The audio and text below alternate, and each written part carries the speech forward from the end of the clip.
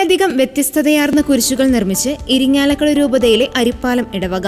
വിശുദ്ധ കുരിശിന്റെ പുകഴ്ചയുടെ തിരുനാൾ ആചരണത്തിന്റെ ഭാഗമായാണ് അരിപ്പാലം കർമ്മലമാത ഇടവക ദേവാലയത്തിലെ മതബോധന വിദ്യാർത്ഥികളുടെ നേതൃത്വത്തിൽ കുരിശുകളുടെ നിർമ്മാണം നടത്തപ്പെട്ടത്. മത അധ്യാപകരുടെയും മാതാപിതാക്കളുടെയും സഹകരണത്തോടെയാണ് കുട്ടികൾ 100-ലധികം കുരിശുകൾ നിർമ്മിച്ചത്.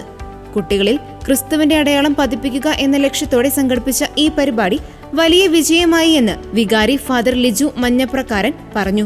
ഇത് ഒരു മത്സരമായി നടത്തപ്പെട്ടതല്ല, മറിച്ച് വിശ്വാസത്തിന്റെ പ്രഘോഷണത്തിനുള്ള വേദിയായിരുന്നുവെന്നും കുട്ടികളുടെ കുഞ്ഞു ഹൃദയങ്ങളിൽ ക്രിസ്തു സങ്കല്പം ആഴത്തിൽ പതിപ്പിക്കാൻ സഹായിച്ചുവെന്നും വികാരി കൂട്ടിച്ചേർത്തു.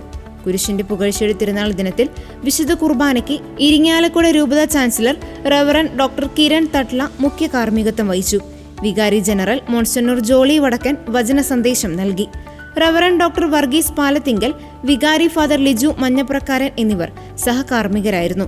വിശുദ്ധ കുർബാനയ്ക്ക് ശേഷം കുട്ടികൾ നിർമ്മിച്ച കുരിശുകളുടെ വെഞ്ചരിപ്പ് കർമ്മവും 100-ലധികം വരുന്ന വ്യത്യസ്തതയാർന്ന കുരിശുകളുടെ പ്രദർശനവും നടത്തപ്പെട്ടു.